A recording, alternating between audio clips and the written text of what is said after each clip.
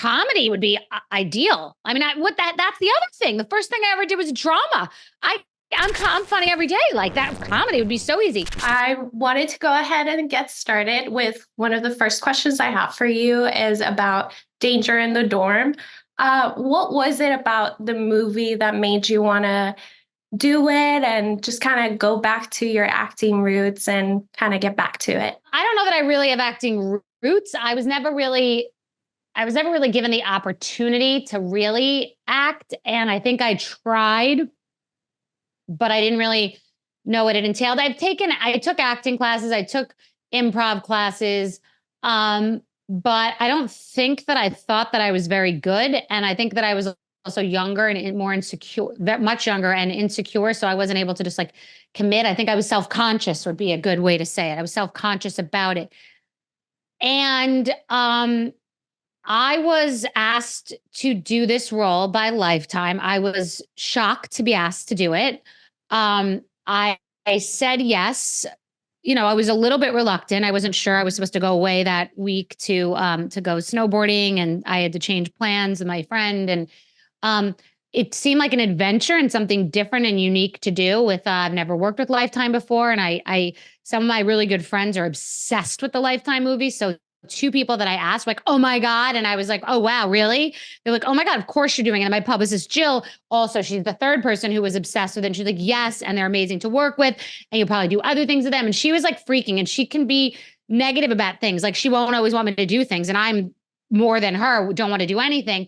And so then I was like, am I doing this? Second of all, I don't leave home for 12 days for anything. I think it was supposed to originally be 14. It got to 12. I don't go 12 days anywhere. I didn't go to Australia for 12 days in 2 different cities with my daughter. Like because I don't want to leave her for time. And I just don't, I kind of run my own show and do what I want, even though it's a successful business. So that was different too. And I was like, wait, I'm leaving for 12 days. It's 12 years. And then I didn't really realize how big the role was. I thought like they're calling me to do some sort of cute role. Like they want to have my name on the project. It's cute for them. It's good for me. It's fun. I'm going there, bringing my friend to Vancouver. We're having an experience, and I'm just going to show up, and great. And then when I really got into the script, I was like, my best friend was like, well, wait, how big is the role? And I was like, I don't really know. Like I read part of it. And then when I get there, I started, because we were there like days early, I started really like studying the script. I was like, what the hell is going on? Like I'm a star in this movie. Are they crazy? Why did they ask me to do this? They don't know that I can act. We were dying. My best friend was like, what are we talking about? I'm like, I don't know. And then it's a murder and it's dramatic. And I will tell you that I was nervous. I gained respect for actors. It's hard work. They do like everyone makes it like they're just not hard workers. Like they just show up. They have to study copious amounts of dialogue and come in. But there's a process. And I had my own, every night I would say to the person that worked there, could you do me a favor, just staple my part? Because they give you the big script every night. And I was just like, it's overwhelming. And I'm daunted. Like, so they would give me just my part for the next day. And then I would, try to memorize that part. And I would not finally have it memorized till I was in the glam chair. So you're just like obsessing and you're in the car. Let me read the lines. They're reading the lines. I don't remember.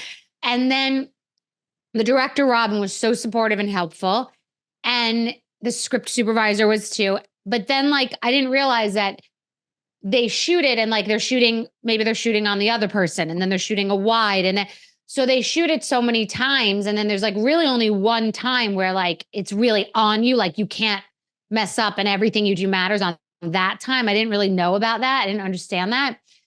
And for some reason I would land it on that time. Like I would know that's how I am with everything. Like I'm speaking to 5,000 people and I'm like playing on my phone and online shopping and buying Swedish candy. But then the second I get on stage, it's like, this matters and I'm present and no one can call me right now. And I land it. So it felt like it was good. And people there were like, that was good. And the network was calling and saying that was because that was good. They were like really involved the first couple of days and everybody was there on set. And then everyone left. Like, and then I went to some promo party for it. And some head guy at the network was like, you were really good. I'm like, I was, right? Like we scotch taped this thing together. Like it's actually good. My publicist called, she goes, you're an actress.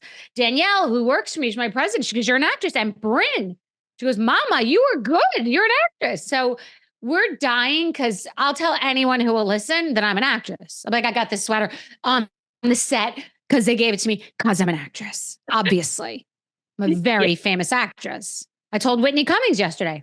She asked me to be on her show in the Beacon in September. And I said, yes, I need star billing though. You will do the work and I'm coming for a few minutes, but I need star billing. You can be it should be the Bethenny Frankel show with Whitney Cummings. She agreed. Yes, definitely. That's awesome though. Would you have any plans to like do any acting roles that come up or like any? I mean, comedy would be ideal. I mean, that's the other thing. The first thing I ever did was drama. I'm funny every day. Like that comedy would be so easy. Listen, every television show has like made some reference to me or made fun of me or had like SNL a bunch of times. So like maybe it's time. A lead, maybe, I don't know. Like that was a lead. That was a lead. That was a lot. But now that I guess I've done that, I don't know. Like, am I leaving for 6 months to do a movie? I don't think they could pay me enough. But like, who knows? Let's see what happens. Lifetime, has my heart because they slept with me first. Definitely. So they slept with me first. So I'm loyal to Lifetime right now. How are you feeling right now with like you balancing, I mean, now with this role and like, would you consider yourself, I guess now like an influencer in this new role that you have like in YouTube with your podcast? Oh my God. Yeah. I mean, yes, it would be hard to argue because there was an article that came out today in People magazine that I talked about this like body scrub cloth. They sold 10,000 units in 48 hours. I just saw. And that wasn't even like by far my most viral post. Yeah, no, I've sold millions of dollars of products for brands like L'Oreal and other people just by screwing around, like just being in my pajamas looking like a wreck, talking about it. So, but I don't like, no one's telling me to do it. I mean, I'm not one of these influencers who are like all day sitting in front of the mirror with a perfect light, looking good, like caring. I do it when I want to. Yeah, definitely. Something moves me and it's good, I'll tell you. Like this lip gloss I'm using right now, I just talked about it because it's good. There's no rhyme or reason and I don't have to do it. It's not my job. But yes, I have influence. That's for sure. What has been like one of the products or one of the stuff that you have been like, I will say it right away. This is my favorite thing and I will recommend it every time without a fail. This midnight cream I turned everybody onto and it has literally crushed the game because it's just a great product. Because the shock is that it feels truthfully like it's like a $500 cream because I've tried them all. I have the $500 creams. It's richer. You have to like a slight scent. Some people don't like slight scent. So I'm going to say that. Brands like just L'Oreal across the board, though, I've found that in hair in a lot of different places, like it's hard. I went to their lab. It's hard to touch them because they just have so much money to do research and development. I felt like I was like a discoverer of number 7 because it was something that when I was a kid, we used to see at Boots, which was my favorite thing when we went to the UK. Mm-hmm. And so that's just like a good, more accessible skincare brand. I found brands on Amazon. True Skin I found on Amazon, which is like very affordable, but has a comprehensive line of like vitamin C and retinol. Biologique Recherche. There are a few products of theirs that I think are excellent. Epicurean, there's a product that I'm really fixated on. I'm like literally in my head going into my cabinet right now thinking about what's in there. Revive has nice products. CeraVe has great products. Drugstore I'm at now, my brain. La Roche has really good products.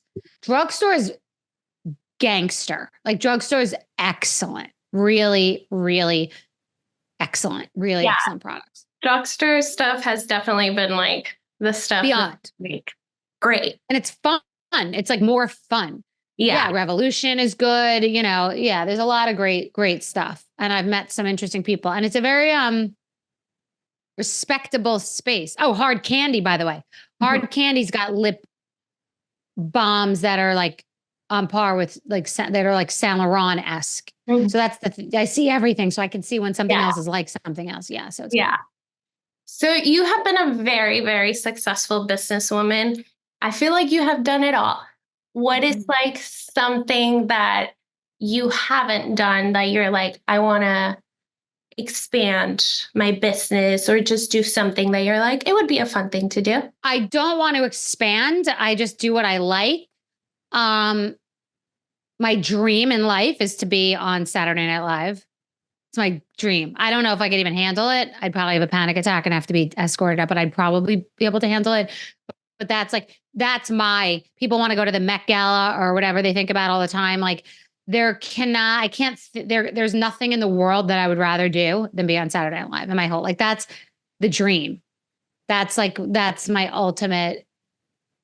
I have one thing on my bucket list and it's being on Saturday Night Live. You would be great at it. I think we need to die. Keep this going because you would be great at it. I would die. And the thing is, I know Lauren, I've met him, but like, I'm not the type of person, I don't ask anybody. I would never even say this to him. It would be horrifying. So embarrassing. What a thirsty beggar. But you asked, and that's the truth. Like, that's what I spend time thinking about sometimes. Yeah. And they always mention me on there and it makes me so happy. Like, I'm always mentioned, I'm always made fun of. Like, I die. Like, that means there's going to be a good Sunday if I know that I've been mentioned the night before on Saturday Night Live. Yeah. Like, to be on it. Oh my God. Yeah. Well, it was so nice to talk to you, Bethenny. I just wanted to say you are a very inspiring person. You have done a lot of things and your businesses are very successful, and just you as a person is someone that is very inspiring. And I just really wanted to thank you for just spending this time with me. Thank you so much. Have a great day. Thank you. Bye.